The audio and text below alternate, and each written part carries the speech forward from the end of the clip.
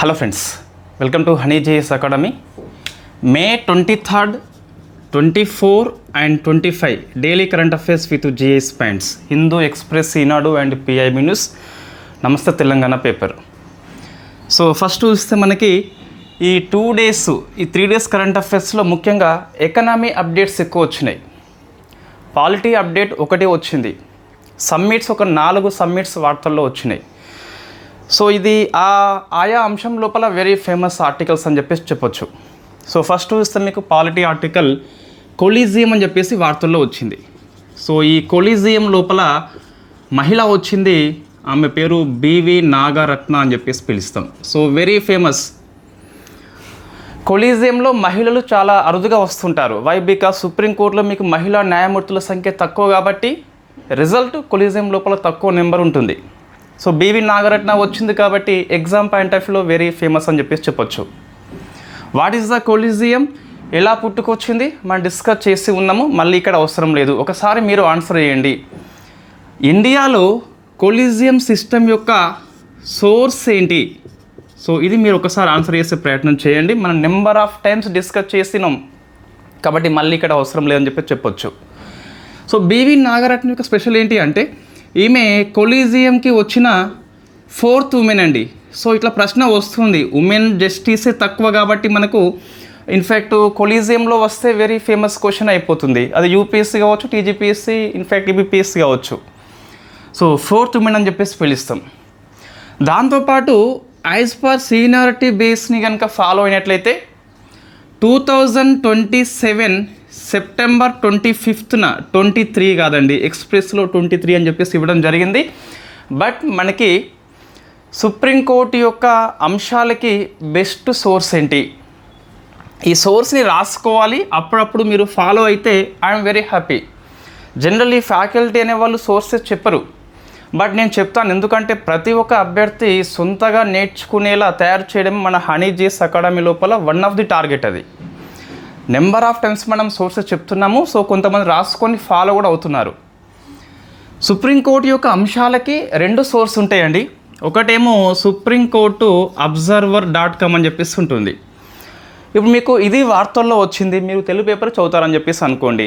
So ఈ పేపర్లో అయితే మీకు వచ్చి ఉంటుంది, ఫేమస్ ఆర్టికల్ కాబట్టి అన్ని పేపర్లో వస్తుంది. జనరల్గా ఏం చేయాలి, మీకు ఉమెన్ ఇన్ కొలీజియము సుప్రీంకోర్టు అబ్జర్వర్ అని చెప్పేసి కొట్టేస్తే ఒక మంచి ఆర్టికల్ వస్తుంది. ఫస్ట్ టైం మీకు కనిపిస్తుంది. అందులో ఇంతవరకు ఎంతమంది మహిళా న్యాయమూర్తులు కొలీజియంలో పనిచేశారు, వారి పేరేంటి, ఏ ఇయర్లో అని చెప్పేసి ఇవ్వడం జరిగింది. This is the best source అండి. సుప్రీంకోర్టు న్యూస్ కోసం నేను చెప్పే సుప్రీంకోర్టు తీర్పుల కోసం కూడా పనికొస్తుంది. బట్ అది కరెంట్ జడ్జిమెంట్ అయితే ఇంకా కరెంట్ అఫైర్స్లో ఉన్న తీర్పు అయితే గిట్ట మీకు సో లైవ్ లా అని చెప్పేసి పిలుస్తాం. ఇది నేను చాలాసార్లు మీకు చెప్పి ఉన్నా.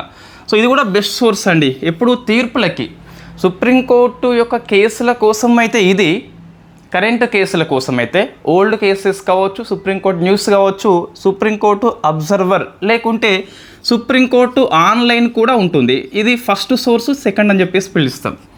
సో ఫ్యాకల్టీకి ఇవన్నీ అవసరం ఉంటుంది, మీకు అవసరం లేదు. బట్ మీరు నేర్చుకోవాలి సొంతగా అనుకున్నప్పుడు ఇవి నోట్ చేసుకోవాల్సిన అవసరం ఉంటుంది. సో ఇప్పుడైతే మీకు వద్దండి, జాబ్ వచ్చినాక మీకు సబ్జెక్టు పెంచుకోవాలని చెప్పేసి అనిపిస్తే అప్పుడు ఇవి ఫాలో కండి. ఇప్పుడు ఇది న్యూస్ సరిపోతుంది మనకు. రైట్, ఇప్పుడు ఏంటి అంటే సో ఈమె ఈ డేట్ నాడు ఫస్ట్ ఉమెన్, భారతదేశంలోనే first women chief justice of India కాబోతుంది. యాజ్ పర్ సీనియారిటీ బేస్లో కనుక ఇస్తాయి. ఇంకా ఈమె కేవలము 36 days మాత్రమే ఉంటుంది. జనరల్లీ మన చీఫ్ జస్టిస్ ఎవరైనా కూడా తక్కువ రోజులే ఉంటారు. రైట్, సో మరి 4th ఉమెన్ కదా, మిగతా 3 కూడా అవసరమా అంటే అవసరం అనే చెప్పాలి. సో ఫస్ట్ అండి 2003లో ఇన్ఫ్యాక్ట్ రుమా పాల్ అని చెప్పేసి ఉంటుంది. ఈమె ఫస్ట్ కొలీజియం లోపల వచ్చిన మహిళా న్యాయమూర్తి అండి. సెకండ్ వచ్చేసి 2019 లోపల సో భానుమతి అని చెప్పేసి పిలుస్తాం. థర్డ్ వచ్చేసి 2022లో మనం డిస్కస్ చేసినాం అప్పుడు కూడా దీన్ని. సో ఇందిరా బెనర్జీ అని చెప్పేసి పిలుస్తాం. సో మనం ఇంతకుముందు ఇందిరా బెనర్జీ అని చెప్పేసి ఒక కేసు డిస్కస్ చేసినాం కదా, దేని విషయంలో సుప్రీంకోర్టు యొక్క సీనియర్ అడ్వకేట్స్ హోదా కోసము అంతవరకు ఎటువంటి గైడ్లైన్స్ లేవు అని చెప్పేసి సుప్రీంకోర్టులో కేసు వేస్తే Indira Banerjee versus union of India versus supreme court కేసులో సుప్రీంకోర్టు తీర్పు చెప్పింది సీనియర్ అడ్వకేట్స్ హోదా యొక్క గైడ్లైన్స్ ఎలా ఉంటాయని చెప్పేసి. అంతవరకు గైడ్లైన్స్ లేవు, ఈ కేసు ఫలితంగా గైడ్లైన్స్ అయితే మనకి వచ్చినాయి. సో ఇది ముగ్గురు అండి. సో ఫోర్త్ వచ్చేసి ఎవరు, 25 ఇయర్లో మనకి సో బివి నాగారత్న, కర్ణాటక అని చెప్పేసి పిలుస్తాం. సో వెరీ ఫేమస్ క్వశ్చన్, ఇవి 4 పేర్లు గుర్తుపెట్టుకోవాలి కంపల్సరీ. అచ్చా, ఇంకోటి ఇది కూడా మీరు ఆన్సర్ చేయండి. ఇది సో కొలీజియం అంటే ఏంటి చేయండి, అంటే ఎలా వచ్చిందని చెప్పేసి. ఇంకోటి కొలీజియంలో మనకు తెలుసు ఆల్రెడీ సుప్రీంకోర్టులో 1+4 అని చెప్పేసి ఉంటారు, హైకోర్టు న్యాయమూర్తుల కోసము 1+2 అని చెప్పేసి ఉంటారు. ఇక్కడ మీకు ఎప్పుడైనా సరే 1+5 ఉండొచ్చా? ఎస్, ఉండొచ్చు. ఎప్పుడు అని చెప్పేసి ఒకసారి మీరు ఆన్సర్ చేయండి. మనం డిస్కస్ చేసినాం కొలీజియంలో 1+5 అంటే ఏంటి అని చెప్పేసి. ఉండొచ్చు.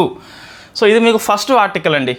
ఇక్కడ మనకు టైం ఉన్నట్లయితే కొలీజియం అంటే ఏంటి చెప్పాల్సి ఉండే, బట్ మనం చాలాసార్లు డిస్కస్ చేసినాం. పాలిటీ కోర్సులోనే కాదు, యూట్యూబ్లోనే మనం డిస్కస్ చేసినాం, చాలాసార్లు డిస్కస్ చేసినాం కాబట్టి మళ్ళీ ఇక్కడ అవసరమైతే లేదు. సో మొత్తం మీద మీకు 4 జడ్జెస్ కేసు అని చెప్పేసి ఉంటాయి, వాటిని ఒకసారి రిఫర్ చేయండి. సో నెక్స్ట్ ఎకనమీ అండి. సో ఎకనమీ ఒక రికార్డ్ వచ్చింది. సో హైయెస్ట్ ఎవర్ అని చెప్పేసి అటువంటి పదాలు కనిపించినప్పుడు మనం ఎక్కువ ఫోకస్ చేయాలి.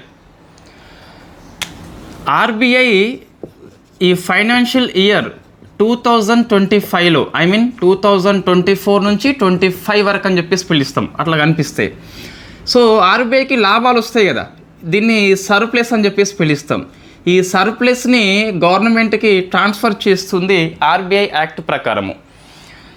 సో ఎంత అంటే ఈ ఇయర్లో 2.69 లక్షల కోట్లు అని చెప్పేసి ట్రాన్స్ఫర్ చేసింది.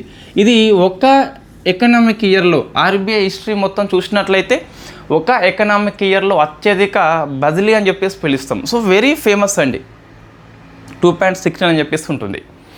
సో గత ఇయర్లో చూస్తే మీకు ఫైనాన్షియల్ ఇయర్ 2024 మనం డిస్కస్ చేసినాం ఎకనామీ అప్డేట్స్ క్లాస్లో. సో అంతకుముందు 2.10 లక్షల కోట్లు అని చెప్పేసి ఉండే, ఇది హైయెస్ట్ ఎవర్ ఉండే అప్పుడు. ఇప్పుడు దీన్ని ఓవర్కమ్ చేస్తూ 2.69 లక్షల కోట్లు అని చెప్పేసి వచ్చింది. సో ఇది ఒక న్యూస్ అండి, సర్ప్లస్ విషయంలో హైయెస్ట్. అయితే ఆర్బీఐ అనేది మొత్తము సర్ప్లస్ని ట్రాన్స్ఫర్ చేయదు, కొన్నిసార్లు మనకి అనుకోని విపత్తు వస్తుంది, దాన్ని మనము సో కాంటిజెన్సీ రిస్క్ బఫర్ అని చెప్పేసి కాంటిజెన్సీ బఫర్ రిస్క్ అని చెప్పేసి పిలుస్తాం, CBR అని చెప్పేసి పిలుస్తాం. అంటే కొంత ఉంచుకుంటుంది, మిగిలిన మొత్తము ట్రాన్స్ఫర్ చేస్తుంది, ఆర్బీఐ యాక్ట్ ప్రకారం చేస్తుంది. సో మన కాంటిజెన్సీ బఫర్ రిస్క్ అని చెప్పేసి ఎంత ఉంచుకోవాలని చెప్పేసి చూస్తే ఇంతకుముందు మనకి సో ఇది గుర్తుపెట్టుకోండి కొంచెం, బిమల్ జలాన్ కమిటీ అని చెప్పేసి ఉంటుంది. ఈ కమిటీ సిఫార్సు చేస్తుంది ఎంతవరకు ఉంచుకోవచ్చు అంటే 4.5 మొత్తం ప్రాఫిట్ లోపల 4.5% నుంచి 6.5 వరకు ఉంచుకోవచ్చు. 6.5 వచ్చేసి హైయెస్ట్, అంతకంటే ఎక్కువ ఉంచుకోవద్దని చెప్పేసి కమిటీ సిఫార్సు చేస్తుంది. కమిటీ యొక్క సిఫార్సులని ఆర్బీఐ ఆమోదించింది, దాన్ని ఇంప్లిమెంట్ కూడా చేస్తుంది. అయితే దీన్ని మార్పు చేసినాం మనం ఎప్పుడు, ఫైనాన్షియల్ ఇయర్ 2025లో చేసినాం. సో మీకు March 31 అయిపోయింది కదా, మరి న్యూస్ అప్పుడే రాలేదా ఇప్పుడు వచ్చిందంటే, సో కొన్ని ఎకనామిక్ ఇయర్ న్యూస్ అనేవి ఎప్పటికప్పుడు మనము సో ఏప్రిల్ లోపల రావండి, వాళ్ళంతా చూసుకొని ఒకసారి జూలై ఆగస్టు కల్లా జనరల్గా మనకు అఫీషియల్ డాటా వస్తుంది. నేను FDI డాటా చెప్పినా కదా, ఇప్పటికీ అది ప్రొవిజనల్ డాటా మాత్రమే. ఎక్స్పోర్ట్స్ ఇంపోర్ట్స్ ట్రేడ్ లోపం అని చెప్పేసి మనం డిస్కస్ చేసిన వాణిజ్య లోటు ఇంత అంత అని చెప్పేసి, అది కూడా ప్రొవిజనల్ డాటానే. మీకు ఐ థింక్ ఆగస్టు సెప్టెంబర్లో మీకు ఆ ఎకనామిక్ ఇయర్ ఏదైతే ఉందో last year economic year original data వస్తుందండి కంప్లీట్గా. సెకండ్ క్వార్టర్లో వస్తుంది జనరల్గా మనకి కంప్లీట్గా, అది అఫీషియల్ డాటా అని చెప్పేసి పిలుస్తాం. ఆల్మోస్ట్ ప్రొవిజనల్ డాటా సేమ్ ఉంటుంది, సమ్ నెంబర్స్లో కొంచెం తేడా ఉంటుంది. అందుకే మీరు అబ్జర్వ్ చేయండి, కొన్నిసార్లు పుస్తకం లోపల ఈ ఫైనాన్షియల్ ఇయర్లో ఎక్స్పోర్ట్స్ మొత్తం ఇంత వాల్యూ, ఇంపోర్ట్స్ ఇంత వాల్యూ, ట్రేడ్ లోటు ఇంత అని చెప్పేసి ఇంత ఉంటుంది కదా. అయితే మనకి ఒరిజినల్లో కొంచెం 2-3 పాయింట్స్ తేడా వస్తుంది. ఎందుకోసం అంటే వాళ్ళు తాత్కాలిక డాటా తీసుకోవడం జరిగింది. అంటే మీకు ఏప్రిల్, మే, జూన్లో వచ్చేది తాత్కాలిక డాటా వస్తుంది, ప్రొవిజనల్ అని చెప్పేసి పిలుస్తాం. సెప్టెంబర్ అట్లా ఆగస్టులో వచ్చేది అఫీషియల్ డాటా అని చెప్పేసి పిలుస్తాం, అది ఫైనల్ డాటా మీకు అది. రైట్, ఇప్పుడు ఇది ఫైనల్ డాటా అండి. ఇది CBR విషయంలో కావచ్చు, సర్ప్లస్ విషయంలో కావచ్చు. ఏ మార్పులు వచ్చినాయి అంటే ఇది 4.5 నుంచి 7.5 అని చెప్పేసి పెంచుకుంది. సో 7.5 అని చెప్పేసి ఇది ఇంతకుముందు 5.5 అండి. సో ఇంత ఉంచుకోవాలి. ఇప్పుడు దీన్ని విస్తరించింది. సో 4.5 నుంచి 7.5 వరకు కూడా ఉంచుకోవచ్చు. ఇది కనిష్టం, ఇదేమో గరిష్టంగా ఉంచుకోవచ్చు. సో ఇది పెంచిందండి. అయితే ఈ మొత్తం సర్ప్లస్లో ఈ 2.69 లక్షల కోట్లు ఉంది కదా, ఇది ఎంత అని చెప్పేసి చూస్తే 7.5 అండి. సో ఒక ఎకనామిక్ ఇయర్లో ఆర్బీఐ ఉంచుకున్న కాంటిజెన్సీ బఫర్ రిస్క్ ఎంత అంటే 7.5 ఈ ఇయర్లో. కాబట్టి ఇది హైయెస్ట్ ఎవరు, మళ్ళీ సిబిఆర్ పరంగా హైయెస్ట్ ఎవరు, సర్ప్లస్ ట్రాన్స్ఫర్ పరంగా హైయెస్ట్ ఎవరు. ఇవి రెండు గణాంకాలు 100కు 100% గుర్తుపెట్టుకోవాలి కంపల్సరీ. రైట్, ఇప్పుడు మనకు కొన్ని డౌట్స్ వస్తాయండి. సో డౌట్స్ అని చెప్పేసి మన నోట్స్లో ఉన్నది అంటే ప్రశ్న వచ్చేందుకు ఎక్కువ అవకాశం ఉంటుంది. మీరు నిన్న యూపీఎస్ ప్రిలిమ్స్ పేపర్ చూసి ఉంటారు. ఈ ఆర్డినెన్స్ పవర్ అని చెప్పేసి నేను 2 SR పెట్టేసిన. కాన్స్టిట్యూషనల్ అమెండ్మెంట్ చేయవచ్చా, నేను నో అని చెప్పేసి పెట్టిన. ఆ ప్రశ్న వచ్చింది మీకు. తర్వాత రెస్ట్రోస్పెక్టివ్ ఎఫెక్ట్ అని చెప్పేసి పిలుస్తాం, అంటే గత కాలానికి వర్తింప చేయవచ్చా, ఎస్ అని చెప్పేసి పెట్టినాం కదా, అది కూడా ప్రశ్న వచ్చింది ఆర్డినెన్స్ విషయం లోపల. అట్లా మీకు ఎస్ఆర్నో ఉంది అంటే మనం తప్పు చేసేందుకు ఎక్కువ అవకాశం ఉంటుంది, కన్ఫ్యూజ్ అయ్యేందుకు ఎక్కువ అవకాశం ఉంటుంది. అందుకే క్వశ్చన్స్ అక్కడ పడతా ఉంటాయి. రైట్, మనం జిఎస్ 100 days అని చెప్పేసి ఒకటి మరి రేపు లేదా ఈరోజు సాయంత్రం లాంచ్ చేయబోతున్నాము. అది కోర్స్ తీసుకున్న వాళ్ళకి వాట్సాప్ గ్రూప్లో ఫ్రీగానే ఉంటుంది. అది యూట్యూబ్ వీడియో కాదు, యాప్, ఓన్లీ జస్ట్ వీడియో తీసి అందులో పెట్టిస్తాను, ఒక చిన్న షార్ట్ వీడియో. సో ఒక టాపిక్ మనకు 100 టాపిక్స్ తీసుకుంటాము. ఇవి హై ఈల్డ్ టాపిక్స్ అని చెప్పేసి పిలుస్తాం, అంటే అధిక దిగుబడి అని చెప్పేసి, అంటే ఎక్కువ సార్లు ఈ ప్రశ్నలు అడుగుతున్నారని చెప్పేసి చెప్పొచ్చు. మీకు అబ్జర్వ్ చేయండి, ఒకసారి పాలిటీ పేపర్ తీసుకోండి, అందులో స్పీకర్ పవర్స్ కావచ్చు, స్పీకర్ గురించి ఆ ప్రశ్న లేకుండా ఏ పేపర్ ఉండదండి మీకు, జిఎస్ పేపర్ అయినట్లయితే ఇట. లేకుంటే యాంటీ డిఫెక్షన్ లా అని చెప్పేసి ఉంటుంది. అటువంటి మీకు ఎకనామీ లోపల inflation, monetary policy committee, money types, లేకుంటే ఫారెన్ ట్రేడ్లో ఎక్స్పోర్ట్స్ ఇంపోర్ట్స్ లేదా క్యాడ్ అని చెప్పేసి, సో ఇటువంటి వర్డ్స్ లేకుండా ఉండదండి. లేదా వ్యవసాయ రంగంలో ఉన్న పథకాలు అన్నీ కావచ్చు, మనం డిస్కస్ చేస్తాము జిఎస్ లోపల. ఈ పథకాలు ఎప్పుడు స్టార్ట్ చేసినాము, వాటి పర్పస్ ఏంటని చెప్పేసి, అచీవ్మెంట్ ఏంటని చెప్పేసి అట్లా. సో ఇవి లేకుండా అస్సలే ఉండదు. ఏ టెక్నాలజీ మీద కంపల్సరీ ప్రశ్న వస్తుంది, ఎవ్రీ ఇయర్ ప్రశ్న వస్తుంది ఏ టెక్నాలజీ మీద జిఎస్ పేపర్ లోపల. సో మనం అటువంటి ఒక 100 టాపిక్స్ తీసుకొని ఎక్స్ప్లెయిన్ చేస్తాము. 100 days ఛాలెంజ్ అండి. ఛాలెంజ్ మీన్స్ మనం ఎక్కడ ఏ ప్రాంతంలో ఉన్నా అది పూర్తి చేయాలి కంపల్సరీ. నేను 100 days ఛాలెంజ్ చేసి, సో దీన్ని మనం కనుక ఏ ఒక్కరోజు చేయకుండా మనం ఆ రోజు అన్నీ ఆపిస్తాం కంప్లీట్గా. కంపల్సరీ దీన్ని ఒక 20 minutes కంటే ఎక్కువ టైం పట్టదు. ఏదైతే కోర్స్ తీసుకొని ఉన్నారో, ఏ కోర్స్ తీసుకున్నప్పటికీ ఆ గ్రూప్లో మనం యాడ్ చేస్తున్నాం. తెలంగాణ ఉద్యమం కావచ్చు, పాలిటీ, ఎకనామీ, సొసైటీ కావచ్చు, కరెంట్ అఫైర్స్ కావచ్చు, ఈ 5 కోర్సుల్లో ఏ కోర్స్ తీసుకున్నా ఆ గ్రూప్లో యాడ్ చేస్తాం. ఎవరైనా ఇంకా చాలామంది ఉన్నారు కోర్స్ తీసుకొని మనకి కన్సల్ట్ కాని వాళ్ళు ఒకసారి నెంబర్ పంపండి, నేను యాడ్ చేస్తాను. రైట్, మీ నేమ్ అవసరం లేదు, మీ నేమ్లో చుక్క ఉన్నా కూడా ఆ చుక్కానే నేను సేవ్ చేస్తున్నా. అంటే వాట్సాప్లో కొంతమంది నేమ్ చుక్కలు ఉన్నాయి, కొంతమందికి ఓం గుర్తున్నది, కొంతమందికి ఏది మంటలు ఉంటాయి, ఇట్లా మంటలు అని చెప్పేసి ఉంటాయి కదా, మంటలు గుర్తులు ఉన్నాయి, నేను అట్లనే సేవ్ చేస్తాను. పేరు కూడా అవసరం, జస్ట్ మనకి నెంబర్ అవసరం అంతే. రైట్, ఇది మనం చేయబోతున్నాము. 100 days ఛాలెంజ్ మీన్స్ కంపల్సరీ చేయాలి. ఛాలెంజ్ అంటే చేయాల్సిందే, లేకుంటే మొత్తం అన్నీ ఆపేయాలి. రైట్, ఇప్పుడు ఏం డౌట్ అంటే జనరల్లీ మనకి ప్రభుత్వ రంగ కంపెనీలు అని చెప్పేసి పిలుస్తాం. సో కంపెనీలు అనేవి సిపిఎస్సి అని చెప్పేసి పిలుస్తాం జనరల్గా.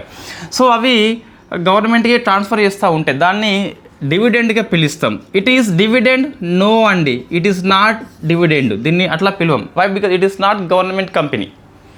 గవర్నమెంట్ నియంత్రణలో ఆర్బీఐ ఎప్పుడు పనిచేయదు, ఇండిపెండెంట్గా పనిచేస్తాం అని చెప్పేసి పిలుస్తాం. ఆర్బీఐ యాక్ట్ ప్రకారం ఏర్పడింది, ఆర్బీఐ ఇండిపెండెంట్గా పనిచేస్తుంది కాబట్టి గవర్నమెంట్ యొక్క ఇన్ఫ్లుయెన్స్ ఎటువంటిది లేదు కాబట్టి దీన్ని మనం డివిడెండ్గా పిలవము. ఒకటి ఆర్బీఐ ఇది నో అని చెప్పేసి అనుకోండి. సో ఆర్బీఐ మరి ట్యాక్స్ చెల్లిస్తుందంటే ఇది కూడా నో అండి. సో మీకు 1934 ఆర్బీఐ యాక్ట్ సెక్షన్ నెంబర్ 48 అని చెప్పేసి ఉంటుంది. సో మీకు ఇన్కమ్ ట్యాక్స్ నుంచి పూర్తిగా ఎగ్జంప్షన్ అయితే మీకు కనిపిస్తుంది కాబట్టి సో ఎటువంటిది చేయదని చెప్పేసి గుర్తుపెట్టుకోండి. ఇది ఫస్ట్ ఆర్టికల్ అండి. ఆర్బీఐ విషయం లోపల 2.61 లక్షల కోట్లు అండ్ సిబిఆర్ అని చెప్పేసి కాలే 7.5 అని చెప్పేసి అది కూడా గుర్తుపెట్టుకోండి. సో నెక్స్ట్ ఇది కూడా కొద్ది వరకు ఇంపార్టెంట్ అండి, అంటే మనకు రికార్డ్స్ వచ్చినాయి కాబట్టి చెప్పడం అంతే. సో ఫస్ట్ చూస్తే ఫైనాన్షియల్ ఇయర్ 2025లో విదేశీ కరెన్సీ, ఫారెన్ కరెన్సీ అని చెప్పేసి ఇంగ్లీష్లో పిలుస్తాం. సో విదేశీ కరెన్సీ అని చెప్పేసి పిలుస్తాం. సో విదేశీ కరెన్సీని అనేది జనరల్గా ఆర్బీఐ అప్పుడు విక్రయిస్తుంది కదా. అయితే ఎంత విక్రయించిందని చెప్పేసి చూస్తే $398.271 బిలియన్ విక్రయించింది. సో ఇది హైయెస్ట్ ఎవర్ అండి ఒక ఎకనామిక్ ఇయర్లో ఫారిన్ కరెన్సీని. సో ఇంతకంటే ఎక్కువ ఎప్పుడు విక్రయించలేదు, ఐ మీన్ సెల్ చేయలేదు, అమ్మలేదు డాలర్స్ని. సో ఇట్లా ఉన్నప్పుడు ఏం చేయాలి మనం అంటే రౌండ్ ఫిగర్ చేసుకోవాలి. ఎంత 400 చేసుకోవాలి, ఇబ్బంది ఏం లేదండి. ఇవి రెండు ఆప్షన్స్ అంత దరిద్రంగా ఏమి ఇయ్యరు. దేకోమే షార్టిజం అంటే తప్పించి అట్లా ఏమి ఇయ్యరు. మనం ఒక దగ్గర ఐడియా పెట్టుకోవాలి. సో 400 అని చెప్పేసి పెట్టుకోవాలి. ఇది ఎగ్జాక్ట్ ఫిగరు, ఇది జస్ట్ మనము ఒక రౌండ్ ఫిగర్ తీసుకుంటున్నాము. రైట్, ఇప్పుడు ఏంటి అంటే ఇది ఒక ఇయర్ లోపల విక్రయించింది. మరి ఎందుకు ఇంత ఎక్కువగా డాలర్స్ విక్రయించింది అంటే మీకు లాస్ట్ ఇయర్లో చూస్తే రూపాయి విలువ ఎక్కువ పడిపోయిందండి. సో మీకు ఫిబ్రవరి 2025 అంటే ఏ ఇయర్ వస్తుందండి? సో ఇదే ఇయర్ వస్తుంది కదా, మీకు 31 మార్చ్ వరకు ఉంటుంది కాబట్టి. సో ఒక దశలో 87 రూపాయలకి పడిపోయింది. అంటే $1కి 80 అంటే $1 అంటే ఇది రూపాయి వీక్ అయింది, ఇక్కడ రూపాయి కొంచెం స్ట్రాంగ్ ఉంది. అంటే 80 రూపాయలు పెడితేనే డాలర్స్ వస్తున్నాయి. 87 పెడితే కానీ రావట్లేదు అంటే చాలా బలపడింది. అది బలపడ్డప్పుడు మనం ఎక్కువ రూపాయలు వెచ్చించాల్సిన అవసరం ఉంటుంది. సో రూపాయి వీక్ అయింది కాబట్టి రూపాయిని స్ట్రాంగ్ చేయాలని చెప్పేసి ఆర్బీఐ విచ్చలవిడిగా బహిరంగ మార్కెట్లోకి, ఓపెన్ మార్కెట్లోకి డాలర్స్ని విక్రయించడం జరిగింది. సో మీకు ఇది డాటా అండి. ఈ ఎందుకు ఇంత విక్రయించింది ఆలోచన చేయడమే సబ్జెక్ట్ యొక్క కాన్సెప్ట్ అని చెప్పేసి పిలుస్తాం. సో మరి ఎందుకు అంతగానో విక్రయించింది అంటే దట్ ఈస్ ద రీజన్ మీకు. సో మరి విక్రయిస్తే డాలర్ ఎందుకు బలహీనం అవుతుంది అంటే ఒకసారి మీరు అబ్జర్వ్ చేయండి, మార్కెట్లో ఏదైనా కొరతగా ఉంటుంది అంటే డిమాండ్ ఎక్కువ ఉంటుంది. ఇప్పుడు డాలర్ అండి, సో డిమాండ్ ఎక్కువ ఉంది, సో రూపాయి వచ్చేసి బలహీనపడింది. సో కొరతగా ఉంది డాలర్ కాబట్టి ఇంకా ఎక్కువ బలపడుతుంది. దీనికి కొరత తగ్గించాలి అంటే ఏం చేయాలంటే సప్లై పెంచాలి మనము. సో ఇది ఒక మార్కెట్ అనుకోండి, ఇది ఒక్కటే ఉంది కాబట్టి విపరీతమైన డిమాండ్ వచ్చింది. సో చాలా బలపడిందని చెప్పేసి పిలుస్తాం. అప్పుడు ఆర్బీఐ ఇది ఒక బుట్ట అనుకోండి, ఇది డాలర్స్ ఉన్నాయి అన్ని, ఈ డాలర్స్ మొత్తం ఇంకా సో బహిరంగ మార్కెట్లోకి కుమ్మరిస్తుంది. బహిరంగ మార్కెట్లోకి ఆర్బీఐ వచ్చేసి డాలర్స్ని అంటే సప్లై అనేది ఏమవుతుంది, సో పెంచుతుంది. సప్లై వచ్చేసి మొత్తం పెంచేసింది. సో మనకి ఇప్పుడు ఏమవుతుంది, 1 కనిపించింది కాస్త 50 కనిపిస్తున్నాయి. డాలర్స్ యొక్క సప్లై పెరిగింది కాబట్టి డిమాండ్ ఆటోమేటిక్గా ఏమవుతుంది, తగ్గిపోతుంది. వెరీ కామన్, సప్లై పెంచితే డిమాండ్ తగ్గిపోతుంది. సో ఇంకేమైనా మార్కెట్ శక్తులు కనుక ఎఫెక్ట్ చేస్తే తప్పించి. సో ఇక్కడ డాలర్స్ మనం సప్లై పెంచినామంటే డాలర్స్ని విక్రయించినాం మనము. సో సప్లై పెరిగింది కాబట్టి మనకు కొరత తగ్గిపోయింది కాబట్టి డిమాండ్ ఆటోమేటిక్గా పడిపోతుంది. సో రూపాయి కొంచెం స్ట్రాంగ్ అయితే అవుతుంది. అంటే రూపాయి బలోపేతం చర్యల్లో భాగంగా బహిరంగ మార్కెట్లోకి ఎక్కువ డాలర్స్ ఈ ఫైనాన్షియల్ ఇయర్లో ఆర్బీఐ విక్రయించడము జరిగింది. So this is the beauty of the economy అండి. ఎంత మీకు జస్ట్ ఇది గుర్తుపెట్టుకోవాలి, ఇదంతా సొల్లు వాస్తవంగా, బట్ ఇదే ప్రశ్న వస్తుంది మీకు. సో బహిరంగ మార్కెట్లో డాలర్స్ విక్రయించడం అనేది ఆర్బీఐ అనేది బలోపేతం కోసం చేస్తుంది. అదొకటి పాయింట్ మనం గుర్తుపెట్టుకోవాలి. ఎకనామీ చాలా ఈజీ, మనకు ఎందుకు అంత మార్కులు వస్తలేవు అని చెప్పేసి మనం ఆలోచన చేస్తే ఒకటే అండి, మనకి సరైన రిఫరెన్స్ పుస్తకాలు తెలుగులో లేకపోవడము. అంటే సగం పుస్తకాలు అవి ఎక్కువ మనకి పాయింట్స్ బేస్డ్ కనిపిస్తున్నాయి. సో హెడ్డింగ్ పెట్టడము, బుల్లెట్ పాయింట్స్ రాయడం అని చెప్పేసి అటువంటి కనిపిస్తున్నాయి. ఇవన్నీ విమర్శ చేయట్లేదు. సో అట్లనే మన పుస్తకాలు అనేవి ఉంటాయి జనరల్గా, అది సహజం మనకి, ఎందుకంటే మొత్తం నింపలేము. సో ఇన్ఫ్యాక్ట్ క్లాసులు ఎఫెక్ట్ చెప్తే ఉండవచ్చు కాక వాళ్ళు, బట్ కేవలం కొంతమంది కోచింగ్కి పోలేని వాళ్ళు పుస్తకాలు చదువుతారు కదా, సో వాళ్ళకి ఆ పుస్తకం వల్ల చాలా ఇబ్బంది అవుతుంది. కాన్సెప్ట్ అక్కడ తెలుస్తలేదు మనకు. సో ఇప్పుడు ఏముంటుంది మనకు పాయింట్ అంటే రూపాయి బలహీనమైనప్పుడు ఆర్బీఐ డాలర్లు విక్రయిస్తుందని చెప్పేసి ఉంటుంది. మీకు అది సరిగ్గా మనకు అర్థం కాదు, వెరీ కామన్. ఇట్లా మీకు సో విశ్లేషణ చేసినప్పుడు ఈ పట రూపంలో ఇచ్చినప్పుడు ఈ గీతలు అని చెప్పేసి పిలుస్తాం, ఫేమస్ నోన్ యాజ్ పిచ్చి గీతలు వాస్తవంగా. బట్ ఈ పిచ్చి గీతల వల్ల సబ్జెక్ట్ చాలా పెరుగుతుందని చెప్పేసి చెప్పొచ్చు. మన టాపిక్ని విడదీస్తామండి, విడదీసినప్పుడు ఆ గీతలు గీస్తాం కంపల్సరీ. రైట్, అదే సినిమాలో ఉంటుంది మర్యాద రామన్న అని చెప్పేసి, అదే సినిమా ఐ థింక్. సలోని హీరోయిని, ఆమె పిచ్చి గీతలు గీస్తూ ఉంటా అని చెప్పేసి వాళ్ళ డాడీ అంటూ ఉంటాడు. బట్ దానికి అర్థం సునీల్ ఆ పాట పాడుతూ చెప్తాడు. సో నెక్స్ట్ అండి మరొక ఎకనామీ అప్డేట్స్ వచ్చింది. న్యూ డెవలప్మెంట్ బ్యాంక్ అని చెప్పేసి పిలుస్తాం. సో ఇందులో 10th మెంబర్గా మీకు అల్జీరియా అని చెప్పేసి వచ్చింది. 10th మెంబర్ ఎవరు వచ్చారు? అల్జీరియా అని చెప్పేసి. సో ఇది famous known as bricks bank అండి. మీకు నిన్న ప్రశ్న యూపీఎస్లో వచ్చింది బ్రిక్స్ గురించి, మనం డిస్కస్ చేసినాం, దాన్ని బిమ్స్టెక్ అని చెప్పేసి డిస్కస్ చేసినాం. ఇంటర్నేషనల్ రిలేషన్స్ 2024 అని చెప్పేసి ఒక నోట్స్ అండ్ క్లాస్ ఉంటుంది కదా, అది మీకు చాలా క్వశ్చన్స్కి అంతర్జాతీయ వర్తమాన అంశాలు మీ టాపిక్ ఉన్నట్లయితే ఆ నోట్స్ ఎనఫ్ అండి. దీనికి 25 ఇయర్లో ఉన్న అప్డేట్స్ జస్ట్ యాడ్ చేసుకోవాలి అంతే. అదే నోట్స్ మీరు పెట్టుకోండి జిరాక్స్. సో 25 ఇయర్లో ఏముంటాయండి, ఆ బ్రిక్స్ లోపల కొత్త సమ్మిట్ అని చెప్పేసి ఉంటుంది, సమ్మిట్ రాసుకోవాలి. బ్రెజిల్ అని చెప్పేసి, బిమ్స్టెక్ అని చెప్పేసి ఉంటుంది, దాన్ని రాసుకోవాలి మీకు సమ్మిట్ అంతే. G20 అని చెప్పేసి ఉంటుంది, లాస్ట్ ఇయర్ సమ్మిట్ ఉంటుంది ఆ నోట్స్లో, ఇప్పుడు ఈ ఇయర్ సమ్మిట్ రాసుకోవాలి. ఈ నోట్స్ ఉన్న వాళ్ళకి మళ్ళీ 25 ఇయర్ నేను పెద్ద చెప్తాను నోట్స్, అది మళ్ళీ ఆ జిరాక్స్ అవసరం లేదు, జస్ట్ అప్డేట్స్ రాసుకుంటే సరిపోతుంది అంతే. ఇందులో బేసిక్స్ నుంచి కూడా ఉంటాయండి. ఇందులో నేను ఎందుకు చెప్తున్నా, ఇది ప్రమోషన్ ఏం కాదు, ఇది ఫ్రీగా మీకు యూట్యూబ్ లోపల ఫ్రీగా ఉంది. ఈ కోర్సు కొనుగోలు లాంటిది ఏం కాదు, అన్నిసార్లు ప్రమోషన్ కోసం మనం చెప్పమండి. సో ప్రతి మనిషికి హ్యూమానిటీ ఉంటుంది ఆస్పిరెంట్ పట్ల, సో దాన్ని కించపరచొద్దు. అంటే ఏమని చెప్తే అది ఇది కోర్సు కొనుగోలు కోసం అని చెప్పేసి ఆ మైండ్లో ఫస్ట్ మనం తీసేయాలి నెగిటివ్ మైండ్ని, రైట్. సో ఫస్ట్ మనము నెగిటివ్ మైండ్ సెట్ పోవాలంటే మీరు ఒక 1 అవర్ వర్కౌట్ చేయాలి. ఐ మీన్ గ్రౌండ్ వర్క్ కావచ్చు, ఇంకే ఫిజికల్ యాక్టివిటీ కావచ్చు, చాలా పాజిటివ్ హార్మోన్స్ రిలీజ్ అవుతూ ఉంటాయి. మన ఆస్పిరెంట్స్కి వెరీ కామన్, మనం డిమోరల్ అయిపోయినాం ఇప్పుడు ఉన్న పరిస్థితి దృష్ట్యా. దాన్ని ఓవర్కమ్ చేయాలంటే కొద్ది వరకు ఫిజికల్ యాక్టివిటీ తప్పనిసరి, అప్పుడు మన స్ట్రెస్ లెవెల్ తగ్గిపోతాయి. సో అప్పుడు మైండ్ చాలా పీస్ఫుల్గా ఉంటుంది, పాజిటివ్గా ఉంటుంది. సో 1 అవర్ వేస్ట్ అని చెప్పేసి అనుకోవద్దు. ఆ డేలో 1 అవర్ మనం మంచి ప్రొడక్టివిటీ ఇస్తాం డే మొత్తం ఆ ఒక 1 అవర్ ఫలితంగా. సో ఇది బ్రిక్స్ యొక్క బ్యాంక్ అని చెప్పేసి పిలుస్తామండి. ఇంతకుముందు మనకి బ్రిక్స్ అని చెప్పేసి ఉండే, సో మొత్తం Brazil, Russia, India, China, south Africa అని చెప్పేసి ఈ 5 కంట్రీస్, ఇంకా యూఏఈ అని చెప్పేసి ఉన్నది, సో ఈజిప్ట్ అని చెప్పేసి ఉన్నది, బంగ్లాదేశ్ అని చెప్పేసి ఉన్నది, అండ్ ఇంకొకటి వచ్చేసి ఇండోనేషియా అని చెప్పేసి ఉన్నది. ఇవన్నీ అండి మొత్తం మనకి. సో 9 అయిపోయినాయి. 10 వచ్చేసి అల్జీరియా అని చెప్పేసి పిలుస్తాం, అల్జీరియా అని చెప్పేసి పిలుస్తాం. సో వాట్ అబౌట్ ది ఏది మనకు ఉరుగ్వే అని చెప్పేసి ఉంటుంది. ఉరుగ్వే అనేది కొన్ని పుస్తకాల్లో మెంబర్గా ఉంటుంది, బట్ ఇది మెంబర్ కాదండి, it is only prospective member అని చెప్పేసి పిలుస్తాం. అంటే అది ఇంకా తన యొక్క వాటాని ఇవ్వలేదు, ఓన్లీ పరిశీలక హోదా స్టేటస్లో జాయిన్ అవుతుంది, అంటే మీటింగ్లకి హాజరైతే అవుతుంది. So it is only perspective member అని చెప్పేసి పిలుస్తాం, perspective. So PER perspective. It is only observer హోదా మాత్రమే ఉన్నది, నాట్ మెంబర్ అని చెప్పేసి పిలుస్తాం. సో ఇప్పుడు మీకు NDB ఎప్పుడు ఏర్పడింది మనం డిస్కస్ చేసినామండి. ఫోర్టలెజా అని చెప్పేసి ఒక సమ్మిట్ ఉంటుంది బ్రెజిల్ లోపల 2014లో. సో అప్పుడు ఇది ఒప్పందం అనేది స్టార్ట్ అయింది.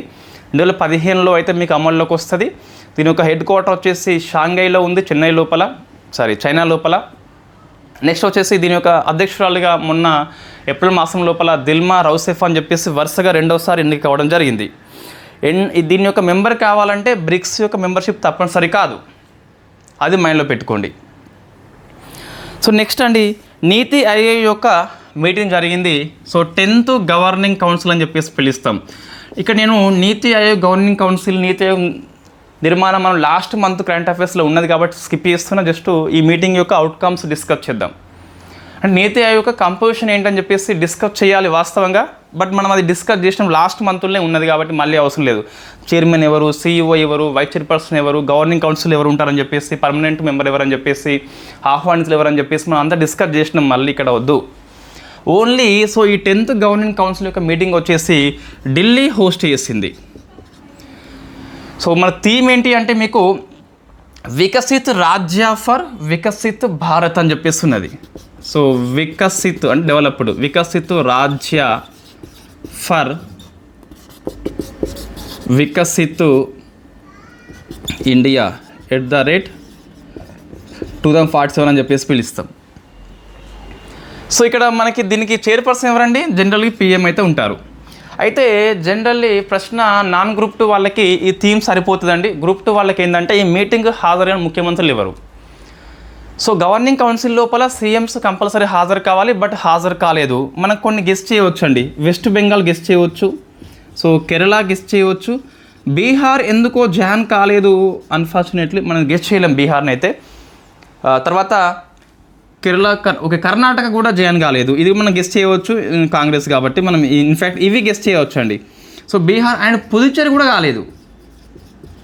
సో ఇవి 4 స్టేట్స్ ఒక యూటీ అని చెప్పేసి జాయిన్ కాలేదు. ప్రశ్న డెప్త్గా వచ్చినప్పుడు ఏబిసిడి ఇచ్చినప్పుడు సో ఈ మీటింగ్కి హాజరైన రాష్ట్రాలు గుర్తుపెట్టుకోవాలి.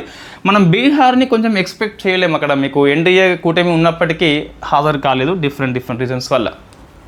రైట్, ఒకసారి ఇది ఆన్సర్ చేయండి. నీతి ఆయోగ్ యొక్క అప్రోచ్ ఏంటి?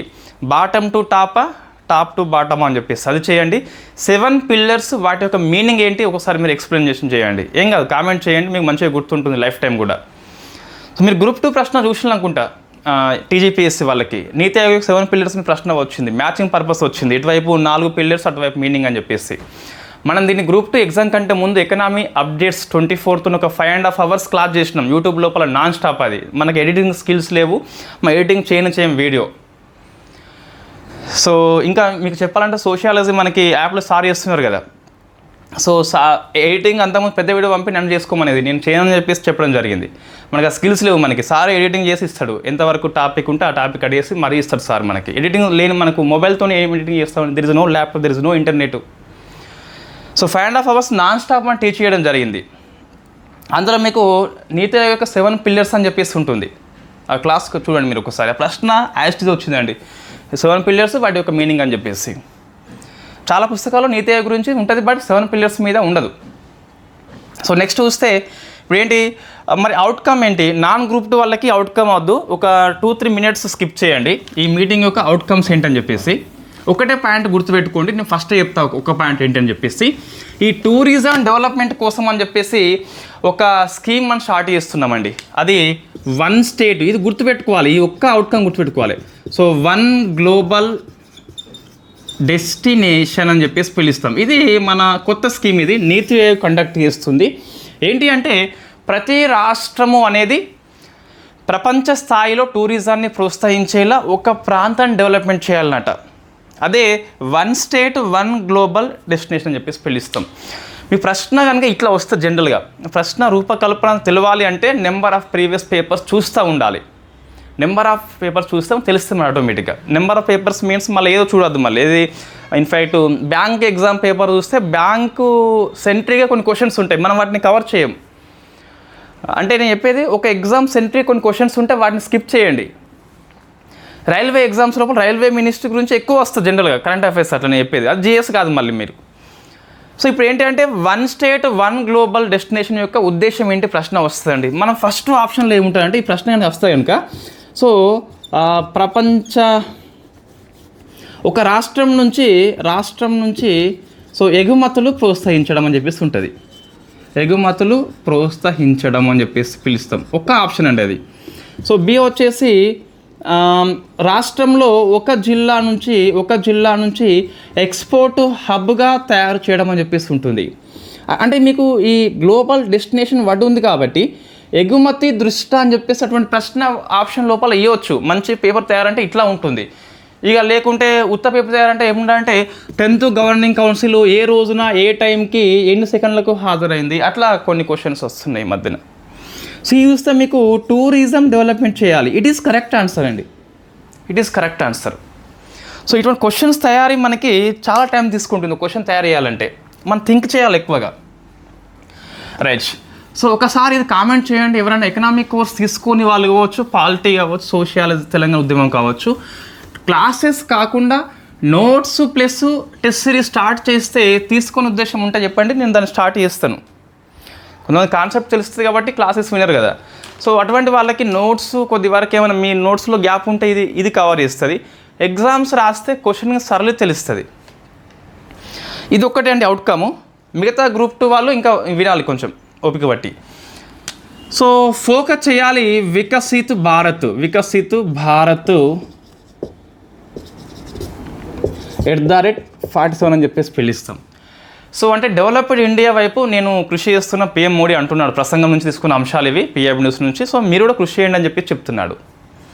సో సెకండ్ అండి, మేము ఈ మధ్యన యూకేతోని అంటే మనకు ఇంగ్లాండ్ అని చెప్పేసి అంటుంది. సో యూకేతోని మేము ఫ్రీ ట్రేడ్ అగ్రిమెంట్ చేసుకున్నాము. సో దీని ఫలితంగా ఏమవుతుందంటే కొన్ని వస్తువుల యొక్క దిగుమతులకి మనకి ఇన్ఫ్యాక్ట్ కస్టమ్స్ డ్యూటీ లాంటిది ఏమీ ఉండదు. సో కాబట్టి మీరు దీన్ని ఉపయోగించుకోండి, మీకు ఏదైతే వనరులు అవసరమో దాన్ని దిగుమతి చేసుకోండి అని చెప్పేసి చెప్తున్నాడు. అంటే FTAని ఉపయోగించుకోమని చెప్పి చెప్తున్నాడు. ఎగ్జాంపుల్ UK చెప్పిండు. నెక్స్ట్ అరే ఎంతసేపు ఈ ఇన్ఫ్యాక్ట్ మీరు ఏమంటున్నారంటే కేంద్రం బలంగా ఉంది కాబట్టి రాష్ట్రాల యొక్క అధికారులని లాక్కుంటుందని చెప్పేసి పిలుస్తున్నారు. మీరంతా నన్ను మీరు అపార్థం చేసుకుంటున్నారు వాస్తవంగా. ఎస్, ఏమన్నాడు అంటే నాది team India concept. So team India concept అంటే మనము సెంటర్ స్టేట్ మధ్య సమన్వయంతో ముందుకు పోదామని చెప్పేసి చెప్పడం జరిగింది. సో టీమ్ ఇండియా కాన్సెప్ట్ వచ్చేసి నీతి ఆయోగ్ యొక్క ముఖ్య లక్ష్యాల్లో ఒకటని చెప్పేసి చెప్పొచ్చు. ఇంకేమన్నాడంటే ఈ అర్బనైజేషన్ పెంచుకోండి, పట్టణీకరణ పెంచుకోండి, ఉమెన్ పవరు, నారీశక్తి అని చెప్పేసి చెప్పడం జరిగింది. ఇవి ఒక 3 పాయింట్స్ మనం బాగా గుర్తుపెట్టుకోవాల్సిన అంశాలండి. సో ఇంకా చూస్తే ఎకనామీ అనేది మనకు అయిపోలేండి, ఎకనామీ ఇంకా అయిపోలేదు. ఏంటి అంటే సో నెక్స్ట్ అంశం వచ్చేసి సో లాస్ట్ది మీకు ఈ బ్రాడ్కాస్టింగ్ ఉంది కదండి. సో ఇది ట్యాక్సెస్ పాఠం లోపల వెరీ ఫేమస్ అండి. సో బ్రాడ్కాస్టింగ్ అని చెప్పేసి పిలుస్తాం. సో ప్రసారాలు మనకి డైరెక్ట్ టు హోమ్ అని చెప్పేసి ఉంది కదా. సో ఇక్కడ మీకు కేరళ ప్రభుత్వం అనేది ఈ ఎయిర్టెల్ మీద లేకుంటే టాటా ప్లే ఉంది కదా, సన్ డైరెక్ట్ అని చెప్పేసి పిలుస్తాం, వాటి మీద సో ఈ వినోద పన్ను అని చెప్పేసి విధించింది. ఆ కంపెనీల యొక్క నెట్వర్క్ మొత్తం కూటమి అని చెప్పేసి పిలుస్తాం. ఆ కూటమి పేరు Asian satellite communication. So Kerala ప్రభుత్వం మీద versus Asian net satellite communication ఇది ఒక కూటమి పేరు అండి. ఇవన్నీ డైరెక్ట్ టు హోమ్ సర్వీస్ అందించే ప్రొవైడర్స్ ఉంటారుగా, అందు కలిపి ఒక కూటమి ఏర్పడి కేరళ ప్రభుత్వం మీద కేసు వాళ్ళు వేయడం జరిగింది. సుప్రీంకోర్టు లోపలనే వేషన్లు ఏమంటున్నారంటే వాళ్ళ యొక్క కాన్సెప్టు ఆల్రెడీ ఈ బ్రాడ్కాస్టింగ్ మీద యూనియన్ ప్రభుత్వం వచ్చేసి సర్వీస్ ట్యాక్స్ విధిస్తుంది. మళ్ళీ ఈ స్టేట్ గవర్నమెంట్ ఏం చేస్తుందంటే సో ఎంటర్టైన్మెంట్ ట్యాక్స్ విధిస్తుంది. సో ఇది మీకు ట్యాక్సెస్ సూత్రంలో ఉంటుందండి. ఓవర్ ల్యాపింగ్ కావద్దు. ఓవర్ ల్యాపింగ్ అంటే మనకి సో పన్ను మీద పన్ను అని చెప్పేసి అంటే డబుల్ ట్యాక్స్ అని చెప్పేసి పిలుస్తాం, డ్యూయల్ ట్యాక్స్ అని చెప్పేసి పిలుస్తాం, అతివ్యాప్తి అని చెప్పేసి వస్తుంది. ఇది అతివ్యాప్తి అవుతుందని చెప్పేసి సుప్రీంకోర్టులో కేసు వేసింది కేరళ ప్రభుత్వం మీద. సుప్రీంకోర్టు ఏమన్నదంటే సమర్థించింది అండి. సో పన్ను లక్ష్యాల్లో ఒకటి మనకు రిఫార్మ్స్ అనేది తీసుకొస్తున్నాం కదా, ఈజ్ ఆఫ్ డూయింగ్ ఉండాలని చెప్పేసి, ఈజీగా పన్ను సరళీకరణ చేయాలని చెప్పేసి 2 సార్లు పన్ను విధిస్తున్న ఒక ప్రోడక్ట్ మీద సుప్రీంకోర్టుని సమర్థించింది అన్ఫార్చునేట్లీ. సో సుప్రీంకోర్టు యొక్క వ్యూ ఏంటి, ఇది వెరీ ఫేమస్ కేసు అండి. డబుల్ ట్యాక్స్ అనేది ప్రజెంట్ మనం లేనేలేదు, ఇప్పుడు ఉన్నది కాబట్టి కొద్దిగా మనకు ఇది తెలుగు పేపర్లో రానంత మాత్రాన, ఏ సైట్లో రానంత మాత్రాన అంత ఫేమస్ కాకుండా ఏం పోదు. ఎక్స్ప్రెస్లో వచ్చింది, మనం ఆల్రెడీ ఆర్టికల్ని షేర్ చేసినట్టున్నాం టెలిగ్రామ్ గ్రూప్లో. సుప్రీంకోర్టు యొక్క వ్యూ ఏంటి అంటే మేబీ ఈ కేసు రివ్యూకి అవుతుందండి. డబుల్ ట్యాక్స్ అనేది పర్మిట్ అని చెప్పింది. సో డబుల్ ట్యాక్స్ మేము అనుమతిస్తున్నాం, ఎందుకు అంటే మేము రాజ్యాంగాన్ని వ్యాఖ్యానించే అధికారం మాకు ఉన్నది. సో రాజ్యాంగంలో ఏమి ఉన్నది, మీకు అధికారాల విభజన అని చెప్పేసి షెడ్యూల్ నెంబర్ 7లో ఉంది కదా. దాని ప్రకారము నేను నెంబర్ చెప్తా, నెంబర్స్ అనేది మర్చిపోండి. ఇక్కడ యూనియన్ లిస్ట్లో ఉన్న ఎంట్రీ నెంబర్ 97 అండి. సో యాక్టివిటీ ఆఫ్ బ్రాడ్కాస్టింగ్ అని చెప్పేసి ఉన్నది. దాని విషయంలో ఉంది కాబట్టి సర్వీస్ ట్యాక్స్ విధిస్తుంది, అది ఓకే. స్టేట్ లిస్ట్లో మీకు ఎంట్రీ నెంబర్ సో 62 అని చెప్పేసి, ఈ ఎంట్రీ నెంబర్ వద్దండి, రావు ఎగ్జామ్ లోపల. సో ఇక్కడ ఏముంటుంది అంటే స్టేట్ లిస్ట్లో యాక్టివిటీ ఆఫ్ ఎంటర్టైన్మెంట్ ఇది. అరే నువ్వు డైరెక్ట్ టు హోమ్లో సో రష్మిక ఇన్ఫ్యాక్ట్ అది సినిమా ఉంది కదా, సో ఇన్ఫ్యాక్ట్ అట్లా వస్తుంది కాబట్టి ఇట్ ఈస్ ఎంటర్టైన్మెంట్ కాబట్టి మనకు మేము పన్ను విధిస్తామని చెప్పేసి సుప్రీంకోర్టు కూడా ఇన్ఫ్యాక్ట్ సమర్థించింది. యూనియన్ లిస్ట్ని సమర్థించింది, సర్వీస్ ట్యాక్స్ అని చెప్పేసి పిలుస్తుంది 97 ప్రకారం ఎంట్రీ నెంబర్, ఇక్కడ వినోద పన్ను అని చెప్పేసి రెండింటిని సమర్థించింది. ఒకే అంశం మీద డబుల్ ట్యాక్స్ మనకి సుప్రీంకోర్టు యాక్సెప్ట్ చేసింది అన్ఫార్చునేట్లీ. రైట్, ఇది మనకు మేబీ కేసు రివ్యూకి అవుతుంది పెద్ద బెంచ్కి, ఎందుకంటే డబుల్ ట్యాక్సెస్ అనేది మనకు లేదు వాస్తవంగా, బట్ సుప్రీంకోర్టు సమర్థించింది. సో మరి విధించవచ్చు అంటే సుప్రీంకోర్టు బేషుగ్గా అండి నో ఓవర్ ల్యాపింగ్, అతివ్యాప్తి లేదని చెప్పి చెప్పింది. సో దీనికి సుప్రీంకోర్టు ఒక సిద్ధాంతం తీసుకొచ్చింది అండి, దాని పేరు doctrine of aspect. So doctrine of aspect అని చెప్పేసి పిలుస్తాం. ఏంటి ఆస్పెక్ట్ అంటే ఇటువంటి రాసుకోవాలి కంపల్సరీ. మీకు ఎంతసేపు doctrine of severability, pith and substance, doctrine of colourful, ఇవే మీకు కనిపిస్తాయి. ఇన్ఫ్యాక్ట్ ఇవి కూడా వస్తాయండి. డాక్ట్రిన్ ఆఫ్ ఆస్పెక్ట్ అంటే సేమ్ మ్యాటర్, మనకి సేమ్ ట్రాన్సాక్షన్స్ ఉంటాయి, సేమ్ ట్రాన్సాక్షన్స్, ఒకటే లావాదేవీ ఉంటుంది. దాని మీద వివిధ స్థాయిల్లో ఉన్న ప్రభుత్వాలు, యూనియన్ లెవెల్లో సెంట్రల్ గవర్నమెంట్, స్టేట్ లెవెల్లో స్టేట్ ప్రభుత్వము సో ట్యాక్సెస్ సెపరేట్గా విధించవచ్చు అని చెప్పే సిద్ధాంతం పేరే డాక్ట్రిన్ ఆఫ్ ఆస్పెక్ట్ అని చెప్పేసి పిలుస్తాం. ఎస్, అది గుర్తుపెట్టుకోవాలి. సో ఇది కొత్త సిద్ధాంతం సుప్రీంకోర్టు సమర్థించింది, ఇన్ఫ్యాక్ట్ ప్రతిపాదించింది. మనకు రాజ్యాంగాన్ని వ్యాఖ్యానించే అధికారం సుప్రీంకోర్టుకు ఉన్నది. ఆ వ్యాఖ్యానించే క్రమంలో కొన్ని డాక్ట్రైన్స్, కొన్ని సిద్ధాంతాలని ప్రతిపాదిస్తుంది. ఆ సిద్ధాంతాలు తరచుగా ఎగ్జామ్లో అయితే మనకు కనిపిస్తాయండి. నెక్స్ట్ అండి, మిన్నెట్ మ్యాన్ 3 అని చెప్పేసి పిలుస్తాం. సో మిన్నెట్ మ్యాన్ 3 అని చెప్పేసి ఇది అమెరికా ప్రయోగించింది కాలిఫోర్నియా రాష్ట్రము. సో ఇక్కడ వాండెన్బర్గ్ స్పేస్ అని చెప్పేసి ఉంటుంది కదా. సో వాండెన్బర్గ్, సో ప్లేస్ గుర్తుపెట్టుకోవాలి, వాండెన్బర్గ్ స్పేస్ బేస్ నుంచి ప్రయోగించింది. It is a nuclear missile, ఒక అణు క్షిపణి అని చెప్పేసి పిలుస్తాం కాబట్టి వెరీ ఫేమస్. న్యూక్లియర్ క్షిపణి జనరల్గా టెస్ట్ చేసేటప్పుడు చాలా ఎగ్జామ్ లోపల వస్తుంది. ఇది ఒక బాలిస్టిక్ మిసైల్ ఆల్సో, ఇది ఒక హైపర్సోనిక్ మిసైల్. ఇవన్నీ ఏంటి, బాలిస్టిక్ ఏంటి, హైపర్సోనిక్, ఇవన్నీ మనం డిస్కస్ చేసినాం, మళ్ళీ ఇక్కడ వద్దు. సో బాలిస్టిక్ మిసైల్, హైపర్సోనిక్, ఇంకా ఇది ICBM, inter continental ballistic missile. ICBM అంటే దాని యొక్క పరిధి వచ్చేసి 5500 km కంటే ఎక్కువ ఉండాలి. దీని పరిధి 13,000 కంటే ఎక్కువ ఉంటుందండి. ఇది హైపర్సోనిక్, మ్యాక్ 5 కంటే ఎక్కువ వేగంతో పోతుంది. ఇట్ ఈస్ బాలిస్టిక్, ఇట్లా పోదు.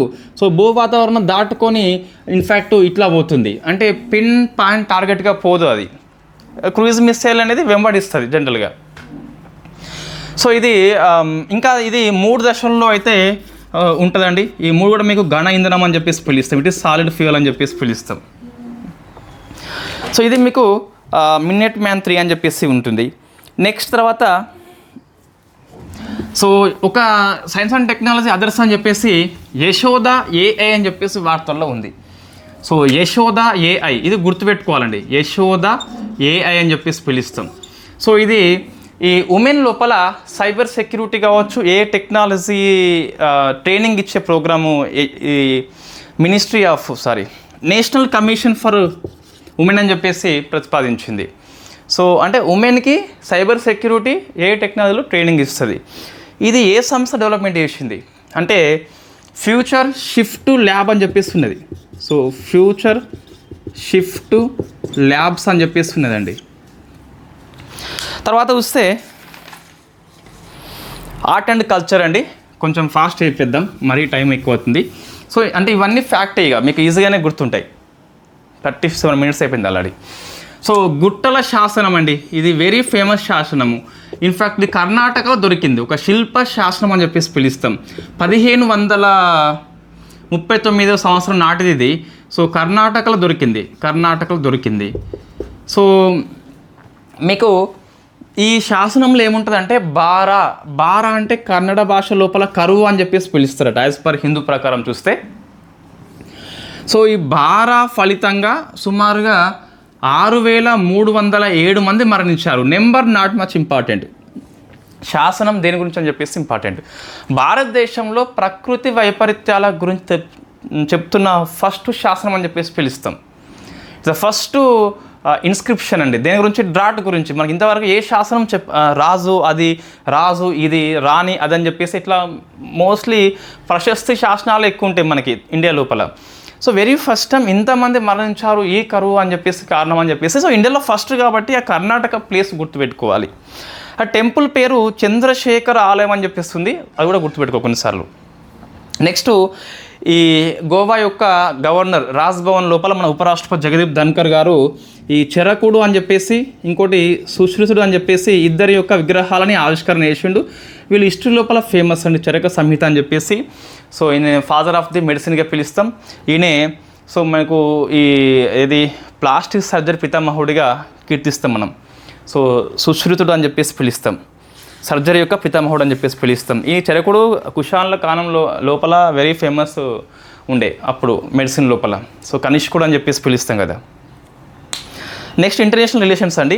ఇండియా 2025-26 ఇయర్ గాను సో ఆసియా ప్రొడక్టివిటీ ఆర్గనైజేషన్ అని చెప్పేసి ఈ కూటమికి ఎన్నికైంది అధ్యక్ష పదవికి. సో ఏ సెషన్లో అంటే జకార్తాలో జరిగింది. సో ఇన్ఫ్యాక్ట్ ఆసియా ప్రొడక్టివిటీ అంటే ఇది ఆసియా పసిఫిక్ దేశాల్లో సహకారం కోసం అని చెప్పేసి టోక్యో కేంద్రంగా పనిచేస్తుంది. సో జస్ట్ అది గుర్తుపెట్టుకోవాలి ఇండియా ఏ ఇయర్కి అని చెప్పేసి. నెక్స్ట్ అండి, సో ఇంకొక అంశం మీకు వార్తల్లో వచ్చింది చాగోస్ దీవులు అని చెప్పేస్తుంది. సో చాగోస్ దీవులు అని చెప్పేస్తున్నది. చాగోస్ దీవులు it's a very famous question. ఇది మనం ఇంత డిస్కస్ చేసినాం వాస్తవంగా. ఇది యూకే సార్వభౌమత్వం కింద ఉండే ఇన్ని రోజులు, ఇప్పుడు మారిషస్కి అప్పగించింది. ఇండియా కూడా సపోర్ట్ చేసింది, మనం డిస్కస్ చేసినాం ఇంతకుముందు. కాబట్టి మారిషస్కి అని చెప్పేసి ఇది జియో పాలిటిక్స్ కిందకి వస్తుంది. మ్యాప్ ప్యాంటింగ్ కంపల్సరీ అవసరము. మన జాగ్రఫీ కోర్సులో ఇన్ఫ్యాక్ట్ June 1st వీక్లో స్టార్ట్ చేస్తాం. అప్పుడు ఈ మ్యాప్ ప్యాంటింగ్ మనకు కొన్ని రోజులు ఇదే ఉంటుంది. సో ఫస్ట్ మన అప్రోచ్ ఏంటి అంటే ఫస్ట్ ఫిజికల్ జాగ్రఫీ డిస్కస్ చేస్తాం. పర్వతాలు, పీఠభూములు, గుట్టలు అవన్నీ ఉంటాయి ఇక్కడ కంప్లీట్గా. తర్వాత మ్యాప్ ప్యాంటింగ్ బేస్లో డిస్కస్ చేస్తాం. అంటే ఈ ఎల్నినో, లానినో ఇవన్నీ మ్యాప్ ప్యాంటింగ్ వస్తేనే వస్తుంది. అంటే ఏ ఖండాలు ఎక్కడ ఉన్నాయి, ఏ దేశాలు, అది మ్యాప్ ప్యాంటింగ్ కాదు మళ్ళీ. సో మీకు వర్షపాతం రావాలన్నా మ్యాప్ ప్యాంటింగ్ రావాలి, అట్లా కొద్దిగా ఉంటుంది. సో అది మనం డిస్కస్ చేద్దాం కానీ. సో అందులో ఇది కూడా వస్తుంది. జియో పాలిటిక్స్లో ఒక 3-4 క్లాసెస్ దాని మీదనే ఉంటుంది, జియో పాలిటిక్స్ మీదనే ఉంటుంది. రైట్, ఇప్పుడు ఇది ఇండియా అనుకోండి, ఇది శ్రీలంక. సో దీనికి ఇక్కడ ఇండియన్ ఓషన్ ఉంటుంది, తెలుగులో హిందూ మహాసముద్రం అని చెప్పేసి పిలుస్తాం. సో ఇన్ఫ్యాక్ట్ ఇక్కడ మధ్యలో అంటే ఈ మధ్యలో మన ఇండియా నుంచి 1600 km పరిధిలో ఉండే దీని పేరు చాగోస్ దీవులు అని చెప్పేసి పిలుస్తాం. ఒక ద్వీప సముదాయం చాలా ఉంటాయి ఇక్కడ. ఇక్కడ వచ్చేసి మారిషస్ ఉంటుంది ఆఫ్రికా లోపల. సో ఇక్కడ వచ్చేసి యూకే ఉంటుంది ఐరోపా. ఇక్కడ నుంచి ఇక్కడికి ఇంతకుముందు ఉండే పవర్ ఇప్పుడు ఇటు నుంచి సో ఇటు వెళ్ళిపోయింది. ఇది మలిపేస్తాం మనం అంతే. రైట్, అయితే ఈ చాగోస్ దీవుల్లో ఒక ఫేమస్ దీవి ఉంటుంది, దాని పేరు వచ్చేసి డియోగో గార్సియా. ఇది అతిపెద్ద దీవి అండి. సో డియాగో గార్సియా ఎక్కడ ఉంది? చాగోస్ దీవుల్లో ఉంది. డైరెక్ట్ క్వశ్చన్ అంతే. అది మనకు మ్యాచింగ్ పర్పస్ ఉంటుంది అన్నట్టు. ఇటువైపు దీవులు, అటువైపు ఇంకొక దేవి, అట్లా కొనిస్తే ఇవ్వచ్చు. రైట్, ఎందుకు ఉందంటే వార్తల్లో ఇప్పుడు చాగోస్ మీద పవర్ వచ్చేసి మారిషస్కి ఇచ్చింది. కానీ చాగోస్ దీవుల్లో పెద్ద దీవి పేరు డియాగో గార్సియా ఉంది కదా, దీంట్లో సైనిక స్థావరాన్ని ఏర్పాటు చేసుకునే అధికారము మారిషస్ కల్పించింది. యూకేకును USA కూడా కల్పించింది. 99 ఏళ్ళ లీజుకి ఇచ్చింది అన్నట్టు. దీనికి గాను యూకే ప్రభుత్వం డబ్బులు చెల్లిస్తుంది లీజుకి. ఎంత అంటే 101 మిలియన్లు పర్ సంవత్సరం అని చెప్పిస్తుంది. Not much important number. So ఇది ఇంట్రెస్టింగ్ ఏంటంటే ఇక్కడ మనకు టైం ఉంటే ఇంకొంచెం దీన్ని బెటర్గా చెప్పవచ్చు. ఏంటి అంటే ఈ చాగోస్ దీవుల్లో మరొక దీవులు ఉంటాయండి. ఇవంతా దీవుల సముదాయం కదా. సోలమన్ అని చెప్పేసి పిలుస్తాం. మనం డిస్కస్ చేసిన సోలమన్ దీవుల గురించి ఆల్రెడీ. ఈ సోలమన్ దీవుల్లో ఇవి ఇక్కడ దాకా ఉంటాయండి. ఇవన్నీ దీవులు అనేవి ఇవి ఓన్లీ ఇక్కడనే కాదు, ఇక్కడ దాకా ఉంటాయి. సోలమన్ దీవులో సైనిక స్థావరాన్ని చైనా ఏర్పాటు చేసుకుంది. సో ఆస్ట్రేలియా లాంటి దానికి కొంచెం ఇబ్బంది అవుతుంది. మనకి ఇబ్బంది ఏం కాదు కానీ మనకు చాలా దూరం ఉంటే సోలమన్ దీవులు వచ్చేసి చూడండి, ఒకటే ప్రాంతము యూకే ఈ అమెరికా రెండు కూడా సైనిక స్థావరంగా ఉన్నాయి. ఇక్కడ డియాగో గార్సియా అని చెప్పేసి. ఇంకొక దీవుల్లో చైనా ఉంది. This is called geo politics అని చెప్పేసి పిలుస్తాం. రైట్, నెక్స్ట్ అండ్ తర్వాత గవర్నమెంట్ పాలసీ లోపల ఒక 2 మీకు భవన్స్ మనం స్టార్ట్ చేసినాం గోవా లోపల. సో మీకు గోవా లోపల NCPOR అని చెప్పేసి ఉంటుందండి. ఇది గోవాలో ఉంటుంది. National centre for polar and ocean అని చెప్పేసి పిలుస్తాం. ధ్రువ ప్రాంతాల అధ్యయన కేంద్రం అని చెప్పేసి పిలుస్తాం. 25 years పూర్తి చేసుకుంది. సో అట్లా మనకి వార్తల్లో ఉంది. ఇన్ఫ్యాక్ట్ ఇది ఏంటి సిల్వర్ జూబ్లీ అని చెప్పేసి పిలుస్తాం కదా. ఇప్పుడు ఇక్కడ ఈ NCPOR లోపల మనం 2 భవన్స్ ఏర్పాటు చేసినాం. ఒకటేమో పోలార్ భవన్, మరొకటేమో సాగర్ భవన్ అని చెప్పేస్తున్నది. ఈ 2 భవనాలు ఎందుకు అట్లా గుర్తుపెట్టుకోవాలి. పోలార్ భవన్ పోలార్స్ గురించి స్టడీ చేస్తుందండి, ధృవాల గురించి స్టడీ చేస్తుంది మనకి. సో ఆర్కిటిక్ ఉన్నది, దాంతోపాటు అంటార్కిటికా కూడా ఉంది. వీటి గురించి అధ్యయనం చేస్తుంది పోలార్ భవన్ అని చెప్పి సైంటిఫిక్గా అధ్యయనం చేస్తుంది. నెక్స్ట్ సాగర్ భవన్ అనేది సముద్ర జీవుల యొక్క బయో శాంపుల్స్ని నిల్వ చేస్తుంది. ఎంతవరకు అంటే -30 నుంచి 4 వరకు. సో ఈ టెంపరేచర్లో ఆ బయాలజికల్ శాంపుల్స్ ఉంటాయి కదా, సో వాటిని స్టోరేజ్ ల్యాబ్ అని చెప్పేసి పిలుస్తాం ఈ సాగర్ భవన్ని. ఇట్ ఈజ్ స్టోరేజ్ ల్యాబ్ ఒకటి, బయాలజికల్ శాంపుల్ స్టోర్ చేస్తుంది ఈ టెంపరేచర్ ఇక్కడ దాకా. ఇదేమో పోలార్ గురించి పరిశోధన అయితే చేస్తుందండి. It is India's first polar and ocean మ్యూజియంగా పిలుస్తాం.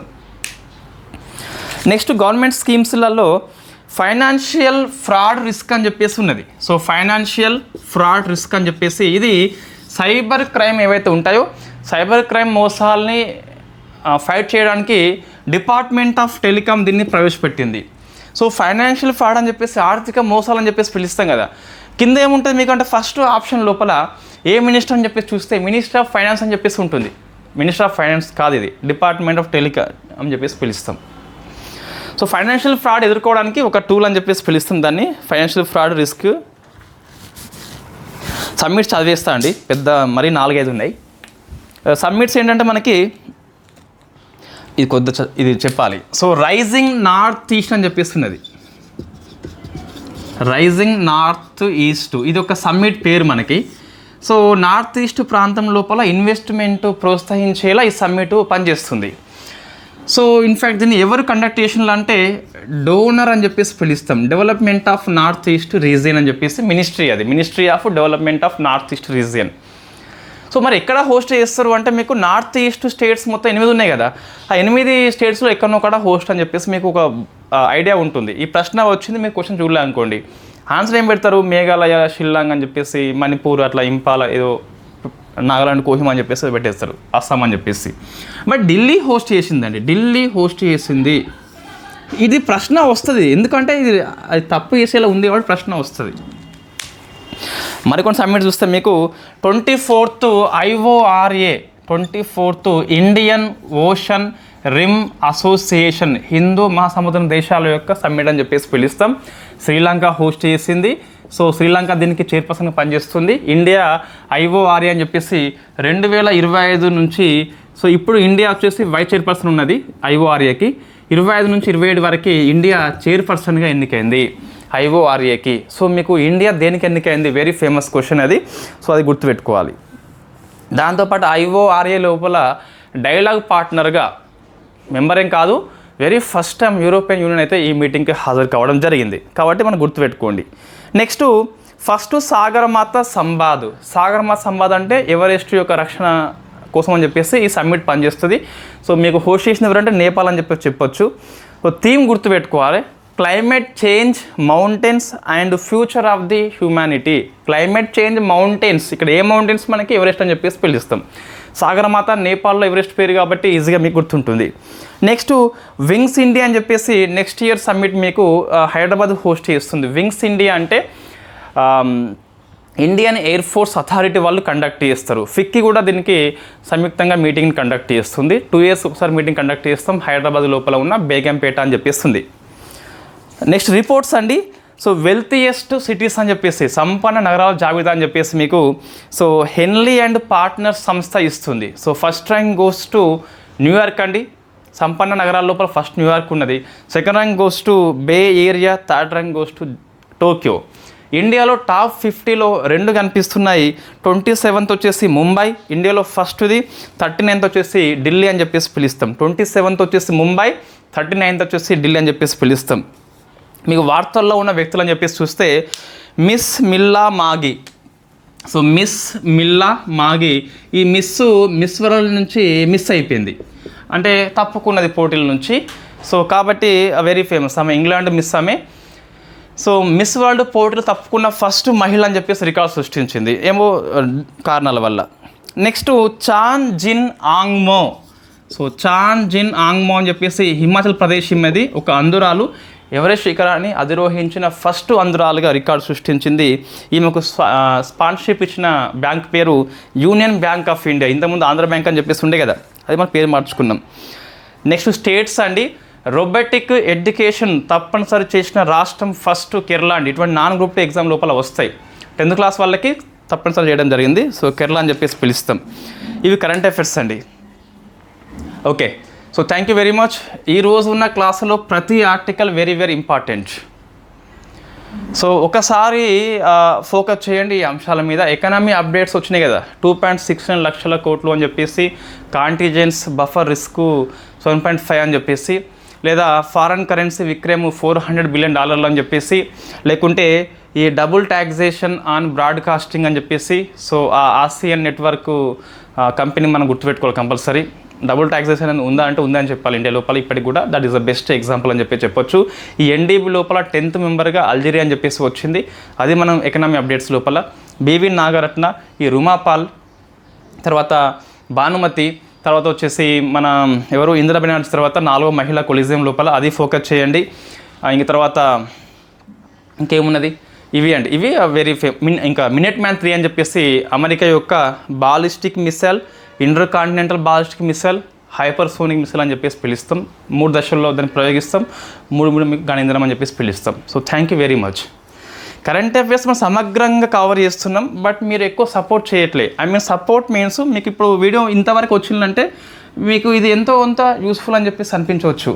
సో లైక్ అండ్ షేర్ చేస్తే ఏమవుతుందంటే యూట్యూబ్కి కరెంట్ అఫేర్స్లో అది ఉంది ఇది ఉంది ఏం అర్థం కాదు, ఓన్లీ అల్గరిథం అని చెప్పేసి పిలుస్తాం. ఎంతమంది షేర్ చేస్తున్నారు, ఎంతమంది లైక్ చేస్తున్నారు అది చూస్తుంది. సో మీరు లైక్ చేయకపోయినా నేను క్లాసెస్ కంటిన్యూ చేస్తాను కంపల్సరీ. కరెంట్ అఫేర్స్ విషయంలో ఎప్పుడు కూడా యూట్యూబ్ లోపల డైలీ కరెంట్ అఫేర్స్కి ఎటువంటి ఫీ అనేది ఉండదు, అది మైండ్లో పెట్టుకోండి. మీ నోట్స్ రాసి ఓపిక ఉంటే కరెంట్ అఫేర్స్ కోర్స్ కొనుగోలు చేయాల్సిన అవసరం లేనే లేదు. బట్ అందులో ఎక్స్ట్రా షార్ట్ నోట్స్ MCQ అనేది వస్తుంది, అది వేరే విషయం. కానీ okay, thank you very much anyway.